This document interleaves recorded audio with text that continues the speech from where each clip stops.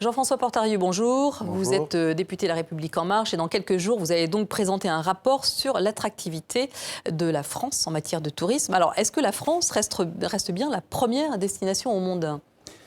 Elle le reste. Le marché mondial est excessivement dynamique.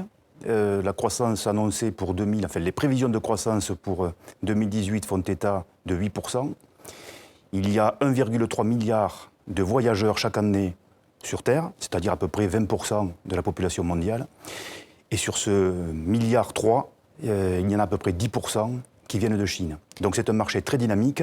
Et sur ce marché, la France est bien passée puisqu'elle est championne du monde. Oui, donc elle a vraiment une très belle part du gâteau, mais est-ce qu'elle a des chances de conserver cette part ? Vous avez raison. En fait, c'est un titre un peu en trompe-l'œil. C'est-à-dire qu'on attend 90 millions de visiteurs étrangers, de touristes étrangers cette année dans notre pays. Mais pour autant, lorsqu'on regarde au niveau des recettes générées par les touristes étrangers, on s'aperçoit qu'on ne cesse de dégringoler, on perd des places. Alors, comment on peut avoir plus de touristes et moins de recettes ? Parce que autant nos actions de promotion de la destination France à l'international sont bien faites, même s'il faudrait investir davantage. Là où ça pêche, c'est sur les structures d'accueil, sur l'offre touristique, sur l'économie touristique française, qui n'est pas encore totalement adaptée à cette nouvelle demande, et notamment à ces touristes plus jeunes et issus de l'Asie du Sud-Est principalement. Alors, les touristes plus jeunes, on vient de le voir avec les auberges de jeunesse, d'ailleurs plus ou moins jeunes. Les auberges de jeunesse ont bien revu leur copie. Dans quel domaine la France pêche ? La France ne s'est pas encore suffisamment remise en question et ne considère pas que la demande des touristes, des voyageurs, a évolué. On est passé d'un monde du tourisme en 2D, pour faire court, la carte postale, à un tourisme en 3D. Les voyageurs veulent vivre des expériences. C'est ce que l'on voit dans votre reportage sur les auberges de jeunesse. Une auberge de jeunesse a ceci de différent d'un hôtel ou d'un appartement, c'est qu'on y fait des rencontres. On partage des expériences, on échange. Oui, donc en fait, il faut vraiment imaginer complètement le tourisme aujourd'hui de façon très différente. Alors, quels sont les nouveaux touristes, hein, puisque traditionnellement, on avait quand même beaucoup de touristes qui venaient des États-Unis, d'Amérique du Sud. Oui. D'où viennent-ils aujourd'hui, ces nouveaux touristes ? Oui, ils viennent pour l'essentiel du continent asiatique. Nous avons une économie touristique en France qui est née au lendemain de la Libération et qui est née sur un postulat simple. Il s'agissait de permettre aux travailleuses et aux travailleurs français de partir en vacances. Et ensuite, ce tourisme, cette économie touristique s'est ouverte sur l'Europe, essentiellement l'Europe du Nord. La Belgique, l'Allemagne, la Hollande. Bon. Ces gens-là ont des pratiques, des demandes, ces touristes-là. Qui sont un peu similaires aux nôtres, en fait. Exactement, ouais. Exactement. Or, lorsqu'on fait des efforts pour développer les destinations émettrices en Asie, par exemple, en délivrant des visas en 48 heures, comme cela est fait, il y a un effort notable de l'État là-dessus depuis quelques années, on a doublé le nombre de touristes indiens qui viennent en France. On est passé d'environ de 300 000 à 700 000 en 3 ans. Et pourquoi on n'est pas adapté à ce tourisme venu de l'Inde ? On n'y est pas adapté parce qu'on oublie que 50% de la population indienne est végétarienne. Donc vous faites venir des touristes indiens en France, mais vous n'avez pas un seul menu végétarien. Donc ces gens-là vont aller consommer là où ils peuvent, et donc ça réduit le niveau des recettes générées par ces touristes. Bon, donc en termes de gastronomie, on n'est pas à la page. En revanche, il y a beaucoup de touristes chinois, coréens, japonais. Est-ce que là, on sait s'adapter à ces touristes-là ? Il y a des études qui ont été menées. Exactement. On sait de mieux en mieux adapter notre offre à cette demande nouvelle. On se remet en question, mais pour autant, il ne faut pas relâcher nos efforts parce que sinon, nous perdrons notre première place. Ça signifie quoi ? Ça signifie qu'il faut investir davantage dans les infrastructures d'accueil, que ce soit les infrastructures de transport, d'hébergement. Ça signifie également qu'il faut investir et moderniser nos systèmes de formation, d'apprentissage. Je vous rappelle que le secteur du tourisme est un fort employeur.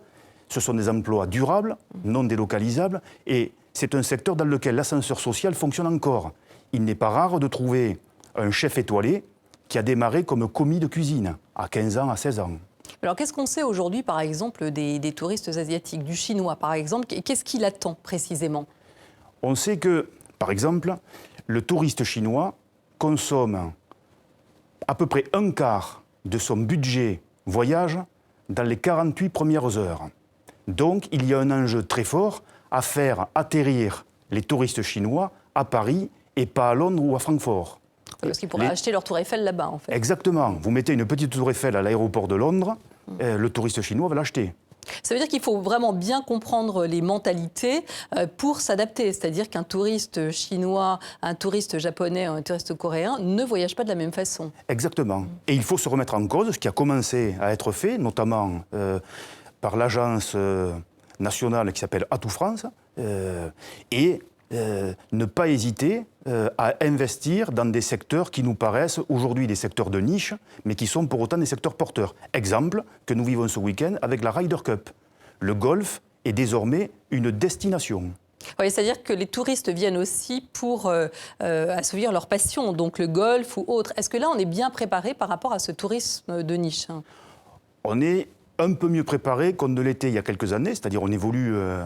mais on est toujours un peu dans la carte postale. On parlait la semaine dernière sur ce plateau du tourisme œnologique. J'imagine que ça existe dans d'autres domaines. Est-ce que là, on propose des choses intéressantes, notamment en région? Est-ce que les régions proposent autant que Paris? Oui, tout à fait. Tout à fait. L'œnologie, le tourisme, l'œnotourisme, est un secteur très porteur qui a enregistré une croissance d'environ 10%. On a des atouts incontestables avec nos grands vignobles. Il faut continuer à travailler, ne pas hésiter à se remettre en question et moderniser nos infrastructures. Est-ce que les régions font ce qu'il faut en termes d'attractivité? Les régions font ce qu'il faut, mais... Paris met le paquet, on peut le dire, mais les régions doivent aussi se bouger. Oui, on a probablement des pistes de progrès dans une meilleure coordination des politiques publiques. Le tourisme est une compétence, les régions ont la compétence, les départements ont la compétence, les villes ont la compétence et l'État a également la compétence. Mais il n'y a pas de fédération. Exactement, on se marche un peu dessus. Donc ce serait plus efficace effectivement d'avoir, de raisonner en fait le tourisme en France de façon globale. Oui, d'autant plus que on a un risque en France qui est né à Barcelone ou à Venise, par exemple, qui s'est exprimé, de contestation par les habitants d'une surpopulation touristique. Donc il faut faire attention, avoir un plan ambitieux, une économie touristique qui s'adapte aux évolutions mondiales, tout en restant maîtrisée, mesurée. Et la concurrence, elle se situe où aujourd'hui par rapport aux touristes? Est-ce que, par exemple, l'Espagne, l'Italie font beaucoup d'ombre à la France? Bien sûr. Bien sûr. Nos principaux concurrents sont à nos portes. Vous l'avez dit, l'Italie, l'Espagne. L'Espagne, Madrid, un seul chiffre. Le budget promotion de la France, de Atout France, c'est environ 80-100 millions d'euros. La région de Madrid a le double pour investir dans la promotion, dans les campagnes de promotion pour attirer des touristes à Madrid. Et ils misent sur ce qu'ils ont à Madrid, mais que nous avons également à Paris, bien sûr, et partout en France, le tourisme culturel. Merci Jean-François Portarieux. Donc on l'a bien compris, la France doit rester dynamique pour garder ses touristes. Vous êtes donc rapporteur d'un bilan sur l'attractivité touristique de la France que vous allez présenter la semaine prochaine. Merci.